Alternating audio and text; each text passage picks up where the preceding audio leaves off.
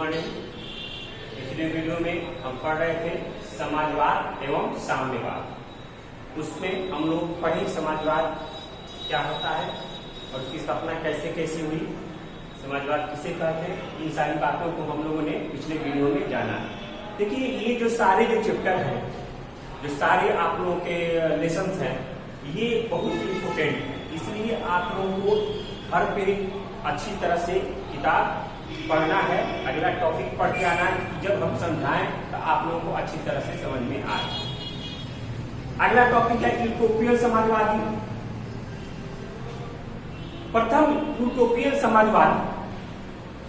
Utopian Samajwadi जिसे समाजवादी विचारधारा के विकास में महत्वपूर्ण भूमिका निभाई, वो एक फ्रांसीसी विचारक था।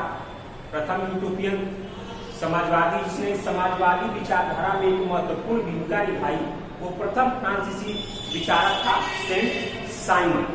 उसका मानना यह था कि राज्य सरकार एवं समाज को इस तरह से संगठित किया जाए ताकि लोग आपस में झगड़ने के अलावा लोग आपस में मिलजुल कर जो भी संसाधन है, प्रकृति द्वारा जो भी चीजें दी गई है, उसका दोहन कर सके, उसका उपयोग कर सके, आपस में लड़ने की बजाय मिलजुल कर समाज में रहे। उसने अपने निर्धन वर्ग जो था, जो गरीब वर्ग था, उसके भौतिक और नैतिक उत्थान के लिए कार्य करना शुरू किया या कार्य करने की उसने घोषणा की। उसका नारा था प्रत्येक की उसकी क्षमता के अनुसार और प्रत्येक को उसके कार्य के अनुसार। उसका नारा था सेंट साइमन का, प्रत्येक को उसकी क्षमता के अनुसार, प्रत्येक को उसके कार्य के अनुसार। यानी अगर जिसकी क्षमता जैसे है उसको उसी प्रकार का काम दिया जाना चाहिए और उस प्रकार उसको उसी प्रकार से उसका भुगतान करना चाहिए, उसका पेमेंट देना चाहिए। और उसके कार्य के अनुसार, अगर जितना वो कार्य करता है उसके कार्य के अनुसार उसको वेतन देना चाहिए और उसको उसके अनुसार काम देना चाहिए। तो ये वो था उसका विचार कि प्रत्येक को उसकी क्षमता के अनुसार, प्रत्येक को उसकी कार्य के अनुसार। और ये आगे चलकर समाजवाद का मूलभूत नारा बन गया, ये एक नारा बन गया। दूसरा था यूटोपियन जो था, दूसरा यूटोपियन विचारक था चार्ल्स फॉरियर। वो आधुनिक औद्योगिकवाद जो था, आधुनिक औद्योगिकतावाद, उसका वो घोर विरोधी था। वो चाहता था कि श्रमिकों को छोटे छोटे नहर और छोटे छोटे नगर और छोटे छोटे कस्बों में काम करना चाहिए। उन्होंने किसानों के लिए प्लांट्स बनाए जाने की योजना की, लेकिन आगे चलते ये योजना असफल है।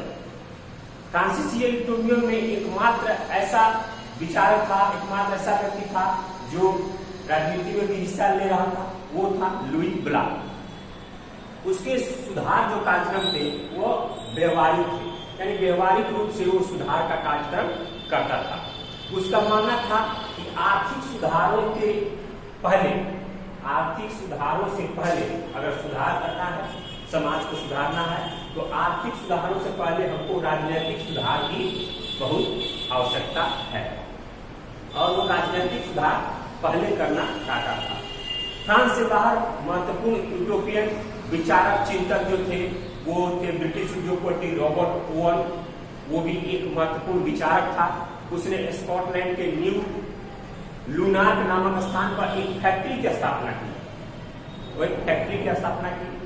उस फैक्ट्री में उसने क्या किया, श्रमिकों को अच्छी वैतनिक सुविधाएं प्रदान की, यानी श्रमिकों को उसने अच्छा वेतन देना शुरू किया और अच्छा सुविधा देना शुरू किया।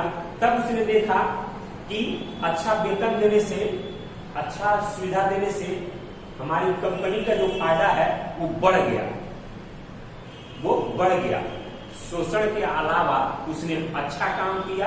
एक कंपनी के मालिक थे जो श्रमिकों का शोषण करते थे, लेकिन उसने अच्छी वेतन दी, अच्छी सुविधाएं दी श्रमिकों को। तो उसने देखा कि मेरा जो मुनाफा है वो पहले से ज्यादा बढ़ गया। तो उसने कहा कि कुशल श्रमिक ही सबसे अच्छे श्रमिक होते हैं। जिन्होंने पूंजी लगाई वो श्रमिकों को अच्छा वेतन दे। और उसने ये किया। और उसके अलावा वर्ग संघर्ष जो था, ये खास कर जो श्रमिक वर्ग के अलावा संघर्ष की घोषणा हो रही थी, संघर्ष की चिंगारी उठ रही थी, उस संघर्ष को उसने दबाए रखा।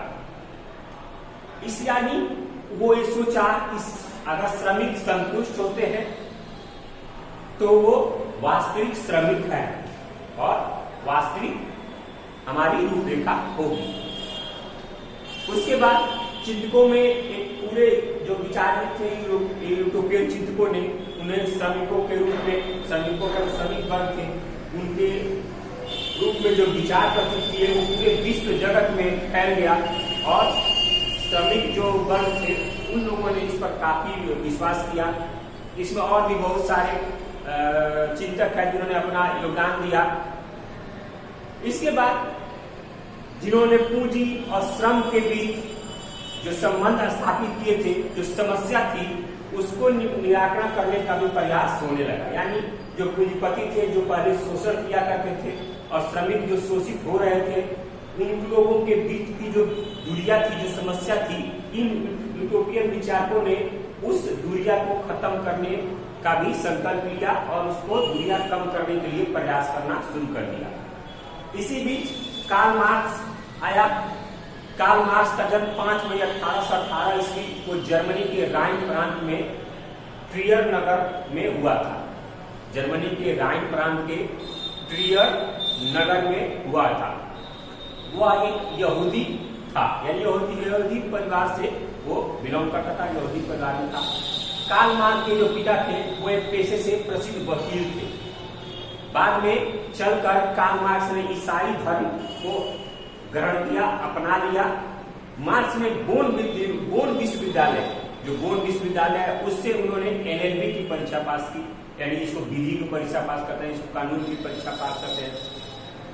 और वह जो मार्क्स हीगेल था उसके विचारों से वो प्रभावित था। जो कार्ल मार्क्स थे वो मार्क्स हीगेल यानी हीगेल के विचारों से वो प्रभावित था। उसने अपने राजनीतिक और सामाजिक इतिहास पर मॉन्टेस्क्यू तथा रूसो को विचारों को लिखा। मॉन्टेस्क्यू और रूसो के विचारों को उसने अपने इतिहास में लिखा।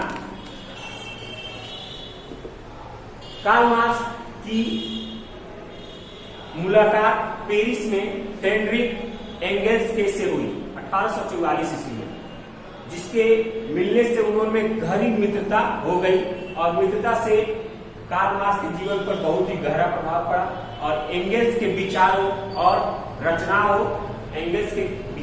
रचनाओं से प्रेरित होकर कार्ल मार्क्स ने 1848 ईस्वी में एक साम्यवादी पत्र घोषित किया, एक साम्यवादी घोषणा पत्र प्रकाशित किया, जिसमें मार्क्स ने अपने राजनीतिक और सामाजिक आर्थिक विचारों को स्पष्ट रूप से व्यक्त किया।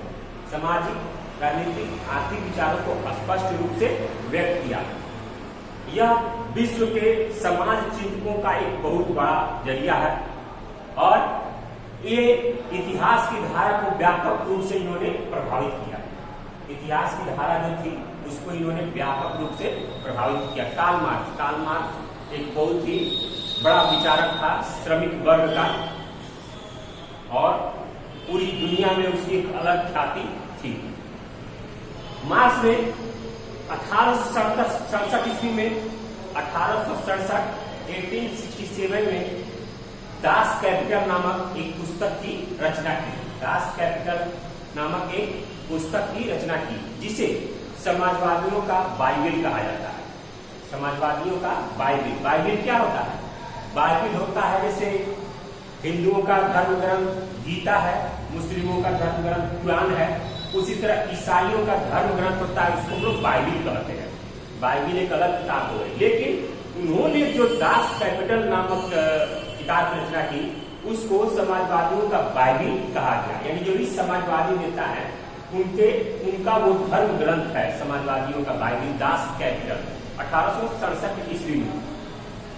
तो ये मार्क्स के सिद्धांत आपको 5 थे।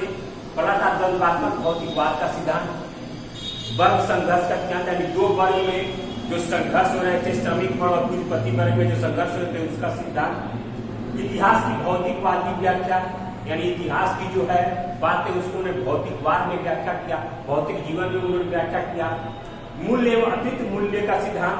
और पांचवा था राज्यहीन एवं वर्गहीन समाज की स्थापना।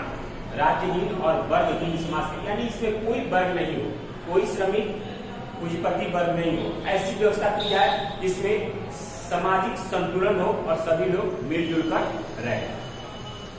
ये आप लोगों का कार्ल मार्क्स का सिद्धांत था, कार्ल मार्क्स की दिल्ली यूटोपियन विचारकों का अपना था विचार। ये सारी बातों को हम लोग जाना। इस वीडियो में इतना ही। ये चैप्टर आप लोगों के लिए बहुत ही इंपॉर्टेंट है, इसको आप पढ़िए। इसमें बहुत सारे ऐसे ऑब्जेक्टिव टाइप क्वेश्चन निकल के आते हैं जो भविष्य में भी आपको पढ़ने के लिए बहुत ही आवश्यक है, बहुत ही जरूरी है। तो इस किताब को आप लोग ध्यान से पढ़िए और इसका जो भी अगर आप लोगों को निकलता है बीच में कोई ऑब्जेक्टिव तो उसको अंडरलाइन कर लीजिए या उसको अपने कॉपी में एक जगह लिख लीजिए जिससे आपको पढ़ने में आसानी हो। तो आज के वीडियो में इतना ही। अगले वीडियो में हम ऐतिहासिक भौतिकवाद जो अगला टॉपिक है, इसके बाद मार्क्स तथा प्रथम अंतर्राष्ट्रीय संघ, द्वितीय अंतर्राष्ट्रीय संघ, ऐसे टॉपिक और भी आगे हैं जिसको हम लोग पढ़ेंगे और समझेंगे। अगला टॉपिक आप लोग जरूर पढ़ जाइए ताकि आपको समझने में ज्यादा सहूलियत हो, ज्यादा आवश्यक हो। धन्यवाद।